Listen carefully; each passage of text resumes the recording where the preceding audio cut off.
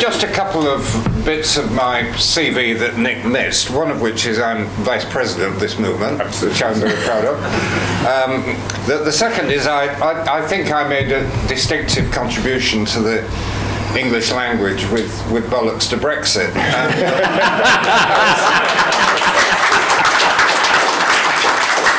And I have to say I was tempted to come along to this meeting with one of the badges on, and then I realised this probably wouldn't be terribly well received by the management, so I rather backed off that. But I think we've all indicated in our different ways that we know that there is a big debate going on in the party about getting the right balance. That on the one hand, there is a passionate feeling, that we are a European party, we want to be positive about it, proud of it, continue to engage with it, joining in Europe, being part of it.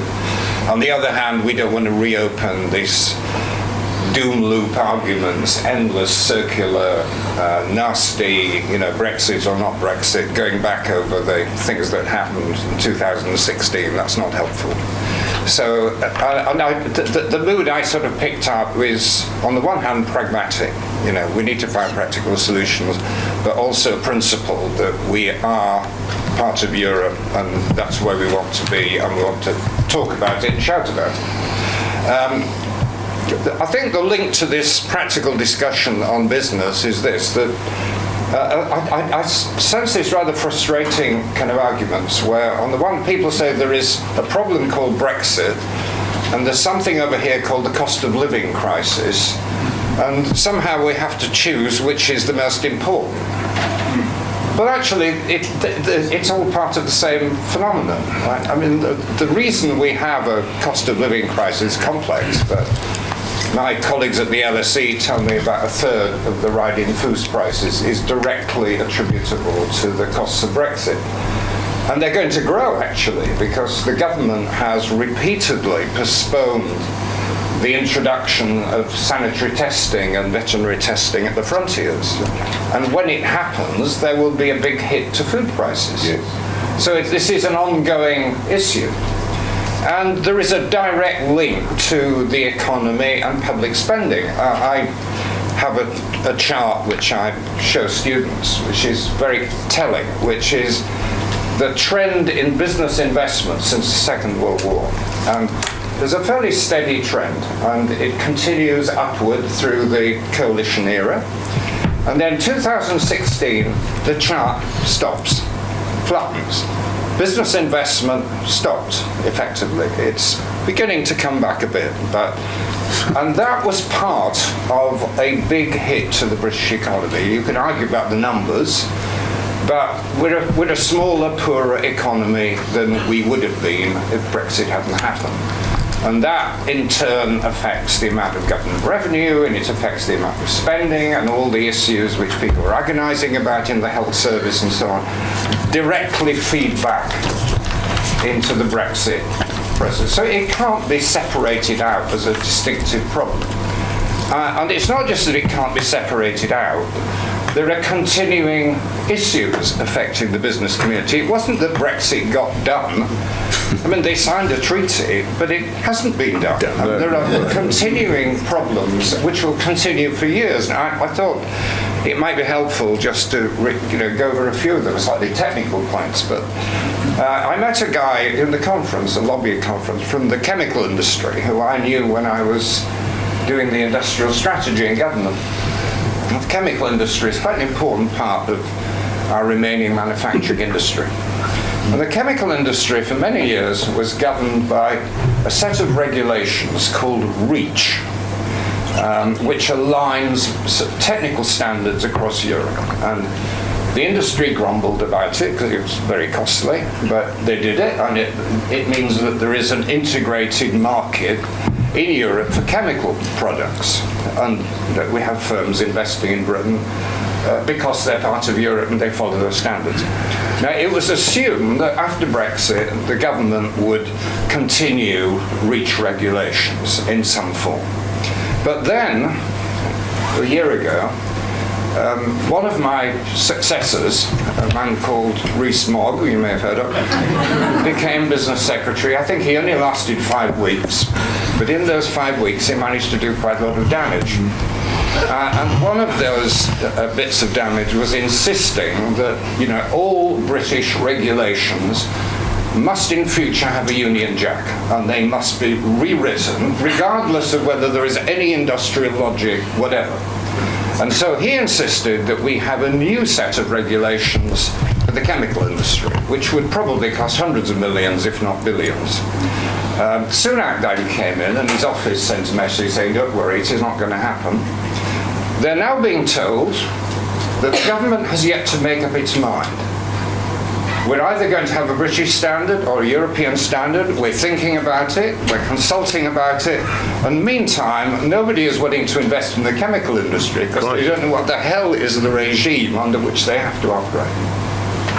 Let me take another area, which is trade negotiations. So something I did a lot of in government. I had this wonderful moniker of President of the Board of Trade, and I used to go around the world negotiating, actually on behalf of Europe, trade agreement. And one of the arguments that the Brexiteers have advanced, that although we may have lost access to the single market, we can offset that by trade agreements somewhere else. Actually, they're not equal because the single market's so much bigger than the remaining areas in which it's possible to have an independent trade agreement. But anyway, it's got a certain amount of popular appeal, we discovered in opinion polls. And it might actually have produced something. But the two biggest countries in the world with which we could have a useful trade agreement, the Americans are not interested, and they couldn't get it through Congress. And the biggest, which is China, there are all kind of geopolitical problems which I don't need to go into. So we were then left with Australia, produced an agreement where there are so many noughts in the decimal point that the benefits are virtually negligible. And the man who actually negotiated it, who was a man called Eustace, a Tory Minister of Agriculture, has publicly said it's actually cost us more than the benefits. So then we've got India, right, the great hope that we're going to get an agreement with India. And I can assure you, I've been there, and it's hard work. India is a very protectionist country. But anyway, we're going to get an agreement with India, based largely on access for Scotch whisky. Well, trying to sell more whisky in a nation of teetotalers is perhaps not the most visionary perspective on international trade. But I'm sure you can find a few drinkers amongst 1.4 billion people. But to hinge our international trade policy on a trade agreement with India just illustrates the ludicrous pettiness of what we're now reduced to with these post-Brexit trade agreements. And I'll just make one other example.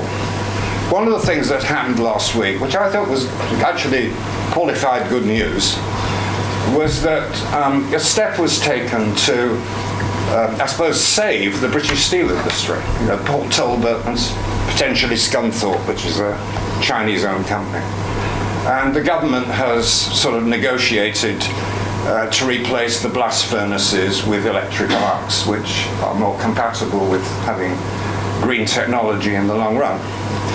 But the Tata plant in Wales, that's 600 million for starters, and the Scunthorpe plant will probably cost the same. The taxpayers' money, of course the owners will put some money in. But now I knew from my own experience as a minister that when you negotiate with these tough multinational companies, it's a fantastic help to have the European Commission at your back, because they have what they call a state aid system. And if you go to them and you say, I want to subsidise the steel industry or the car industry by X million pound, they will say no, because there's a race to the bottom. You're competing with the Spanish and the Italian. No, we're not going to approve it. And so they beat the sum down and down. Eventually they agree. I can't ever remember a state aid case being refused, but they were very tough, and the companies know that. And we've lost that. And what has happened is that the companies we're now dealing with have enormously enhanced bargaining powers against one country bidding against a lot of other European countries because they're not subject to the same rules. And there are many, many other problems which are arising now on a day-to-day basis. But as Jürgen said, businessmen are business people, right? They're practical guys. Some of them have taken a hit and moved on. Some of them it's not really affected.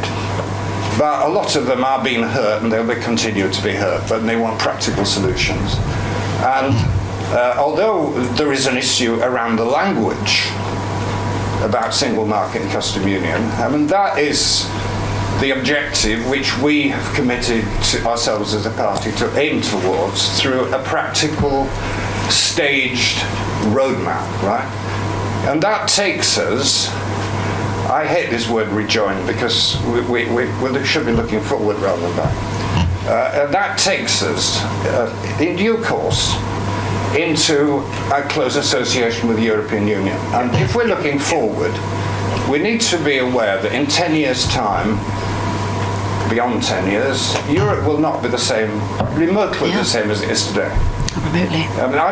As you may know who you were in the hall, I've just come back from Ukraine.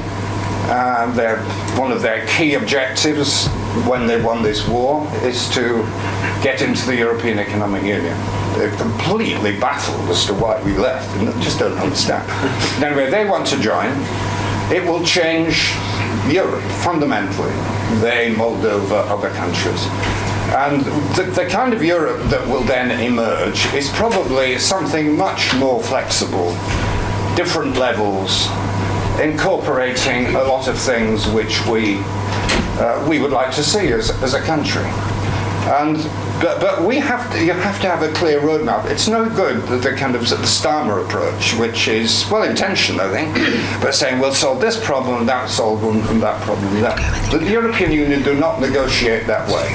They want a structure. I've dealt with Mr. Barnier, and he has this little book. Do you want to be Albania, Turkey, Norway?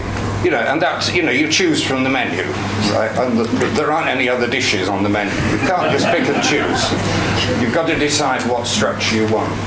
And the importance of the customs union, the single market, is it's clear and the European unions know what you want. And so we have a roadmap. It's parties agreed to it. We should be very clear that's what we're going for. And as Jürgen said, we may need to play with the vocabulary, that being part of the European Union is our long-term objective, and we shouldn't be embarrassed about shouting from the rooftops that that's what we want. Thank you.